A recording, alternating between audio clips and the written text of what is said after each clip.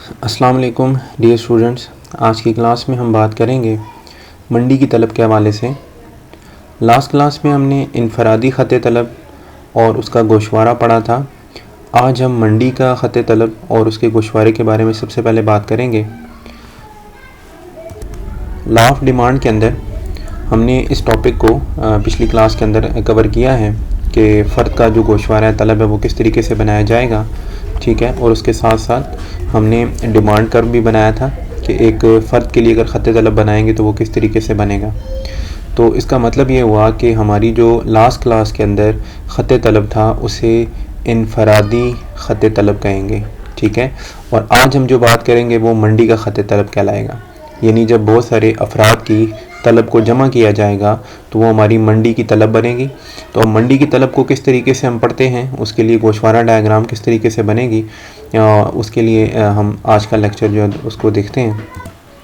ये देखें, इसमें सबसे पहले हमने ये समझना है कि मुख्तलिफ़ कीमतों पर एक फ़र्द जो तलब करता है ना जी अशिया को, वो एक फ़र्द की तलब कहलाती है, ठीक है। जबकि मंडी की तलब क्या है, उसने लिखा है कि मंडी की तलब से मुराद शय की वो कुल मिकदार ली जाती है जो मुख्तलिफ़ सार्फिन मुख्तलिफ़ कीमतों पर तलब करते हैं, ठीक है। ये दो चीज़ें जो है ना, इनमें डिफरेंस आपको बिल्कुल क्लियर होना चाहिए। सबसे पहली चीज़ ये कि एक फ़र्द की तलब में और मंडी की तलब में फ़र्क होता है, सही है।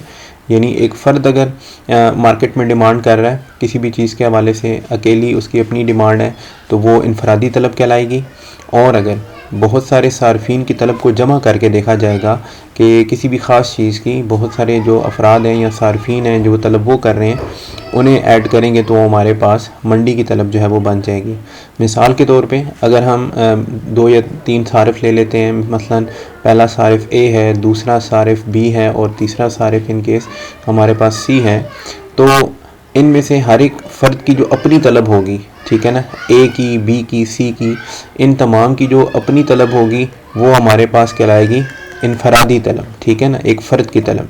लेकिन जब हम इन तीनों की तलब को जमा कर देंगे, ऐड कर देंगे, तो ये हमारे पास बन जाएगी मंडी की तलब, ठीक है ना। ये दोनों में फ़र्क है कि एक अकेले शख्स की जो तलब है उसे इनफरादी तलब कहेंगे और बहुत सारे अफराद जो हैं उनकी जब तलब को जमा कर लिया जाएगा तो वो हमारे पास मंडी की तलब बन जाएगी।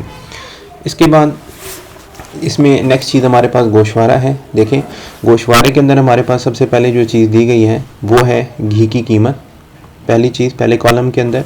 उसके बाद सार्फिन की इनफरादी तलब दी गई है जिसमें पहला सारिफ़ ए है, दूसरा बी है और तीसरा सी है, ठीक है, अलिफ बे जीम भी कह सकते हैं। और उसके बाद दी गई है उनकी मजमूई तलब। तो 10 रुपये जब मार्केट में हमारे पास कीमत है तो उसमें पहला शख्स जो है वो 2 यूनिट डिमांड कर रहा है, ठीक है ना, 2 किलोग्राम उसकी डिमांड आ रही है। दूसरे शख्स की डिमांड 4 किलोग्राम है और तीसरे शख्स की डिमांड 6 किलोग्राम है। यानी 10 रुपये कीमत पे 3 लोग अलग अलग अपनी डिमांड बता रहे हैं। अब अगर हम इन तीनों को ऐड कर दें, ठीक है, तो ये हमारे पास मजमूई तलब बन जाएगी 12 किलोग्राम, जो कि हमारे पास मंडी की तलब कहलाएगी। यानी इस वक्त पूरी मंडी में जो घी तलब किया जा रहा है वो 12 किलोग्राम तलब किया जा रहा है, किस कीमत पे, 10 रुपये किलो के हिसाब से। इसके बाद अगर हम कीमत 6 रुपये कर देते हैं तो पहला शख्स जो है वो 4 किलोग्राम डिमांड बता रहा है, दूसरा 6 किलोग्राम बता रहा है और तीसरा जो है वो 8 किलोग्राम बता रहा है, ठीक है। अब अगर हम इस तीनों की जो है डिमांड, इस तीनों को भी आपस में ऐड कर दें, ठीक है, तो हमारे पास अब जो ओवरऑल डिमांड आएगी मार्केट की वो कितनी आएगी, 18 किलोग्राम। इसके बाद अगर हम मार्केट में जो प्राइस है उसको कम कर दें, 2 पे ले जाएं घी की कीमत को, तो पहले शख्स की डिमांड 6 है, दूसरे की 8 है और तीसरे की 10 है। इन तीनों की डिमांड्स ऐड होने के बाद टोटल जो हमारे पास मतलब डिमांड बनेगी वो कितनी हो गई, 24 किलोग्राम। अब अगर हम टेबल के अंदर ये इन्फॉर्मेशन जो हमने दी गई है इसी को डायग्राम के अंदर प्लॉट करें तो क्या सिचुएशन होगी। हमने एक्स एक्सिस पे यहाँ पर जो है वो तलब ली है, ठीक है, और वाई एक्सिस पे हमने लिखा है कीमत को। और जिस तरीके से हमने पहले इंडिविजुअल डिमांड कर्व बनाया था उसी तरह से हमने सारिफ़ ए के लिए, सारिफ़ बी के लिए और सारिफ़ सी के लिए जो है अलग अलग डिमांड कर्व्स बना लिए जो इनके इनफरादी जो इन्फॉर्मेशन है इनको इस्तेमाल करते हुए बनेंगे।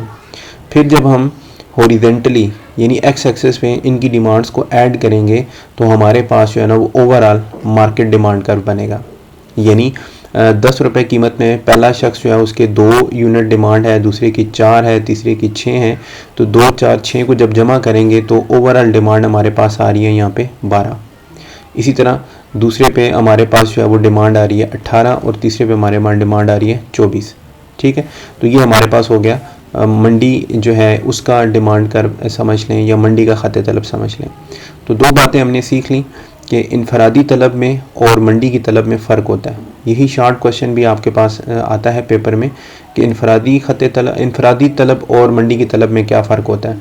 तो आपने 2 मतलब डेफिनेशन लिखनी होती हैं, एक इनफरादी तलब की और एक मंडी की तलब की। ठीक है, इसके बाद नेक्स्ट जो हमारे पास टॉपिक है वो है तलब में तब्दीलियाँ या तलब में तग़य्युरात, यानी हमारी जो तलब है वो किस तरीके से चेंज होती है, उसमें किस तरह से तब्दीलियाँ आती हैं। तो इस टॉपिक के तहत हम पढ़ेंगे इस चीज़ को। तो सबसे पहले ये अपने ज़हन में हम रख लें कि तलब की जो तब्दीलियाँ हैं इसको मेनली 2 पार्ट के अंदर डिवाइड करते हैं। ठीक है, पहला जो पार्ट है ना उसमें हम कहते हैं कि तलब में जो तब्दीली प्राइस या कीमत की वजह से आ रही है, ठीक है, इसको अलग तरीके से पढ़ा जाता है। और दूसरा जो पार्ट है उसके अंदर हम ये कहते हैं कि अदर देन प्राइस, जितने भी फैक्टर्स हैं जो भी डिमांड को तब्दील कर सकते हैं उनको अलग से पढ़ा जाता है। ठीक है, यानी तलब में जो तब्दीली है हम ये अर्ज़ कर रहे हैं कि इसमें 2 मतलब तरह से तलब की तब्दीली को पढ़ा जाता है। एक तब्दीली जो कीमत की वजह से आती है और कीमत के अलावा बाकी जितनी चीज़ें डिमांड या तलब को तब्दील करती हैं उन्हें अलग पढ़ा जाता है। ठीक है, मिसाल के तौर पे अगर मैं ये कहूँ कि हमारी जो तलब है, जैसे हमने लाफ डिमांड के अंदर पढ़ा, क़ानून तलब के अंदर पढ़ा क्या था कि अगर हम कीमत में इजाफ़ा कर दें तो हमारी जो क्वांटिटी डिमांड है वो कम हो जाती है, और अगर हम कीमत में कमी कर दें तो क्वांटिटी डिमांड में इजाफ़ा होता है बदस्तूर, अगर बाकी चीज़ें बदस्तूर रहें, उनमें अंदर कोई तब्दीली ना आए। तो इसका मतलब ये हुआ कि कीमत के तब्दील होने से डिमांड में तब्दीली आ रही है। अब इसके अलावा देखें और कौन सी चीज़ें हैं जो हमारी डिमांड को तब्दील कर सकती हैं। मसलन मौसम है, किसी ख़ास मौसम के अंदर बहुत सारी चीज़ों की डिमांड में इजाफ़ा होगा। सारिफ की आमदनी है, सपोज़ आमदनी बढ़े तो डिमांड में इजाफ़ा हो जाता है। ठीक है, इसके अलावा हम ये कह सकते हैं जी कि आबादी है आपकी, अगर आबादी तब्दील होती है किसी इलाके की तो उससे भी उस इलाके में किसी ख़ास चीज़ की डिमांड में कमी या इजाफ़ा हो सकता है। सो आपकी जो मतलब डिमांड के अंदर तब्दीली है उसको हमने 2 पार्ट के अंदर डिवाइड कर दिया। पहला पार्ट वो तब्दीली जो कीमत की वजह से आ रही है, दूसरा पार्ट वो तब्दीली जो कीमत के अलावा बाकी तमाम फैक्टर से, यानी इसके अलावा और जितने फैक्टर आते चले जाएंगे जो डिमांड को तलब करेंगे इन्हें अलग पढ़ा जाएगा, और कीमत की वजह से जो तब्दीली आ रही है इन्हें अलग पढ़ा जाएगा। सबसे पहले हम पढ़ते हैं तलब की वजह से जो तब्दीली आती है। ठीक है, इसके लिए हम जो अल्फाज इस्तेमाल करेंगे तलब में तब्दीली के लिए, जब तलब बढ़ेगी तो उसे तलब का फैलाव कहेंगे, और जब तलब कम होगी उसे तलब का सुकड़ाव कहेंगे। और इंग्लिश में इसके लिए 2 लफ्ज़ इस्तेमाल करते हैं, एक्सपेंशन और कंट्रैक्शन। ठीक है, यानी जब कीमत में तब्दीली की वजह से तलब में तब्दीली आ रही होगी तो उसके लिए हम फैलाव और सुकड़ाव का लफ्ज़ इस्तेमाल करेंगे।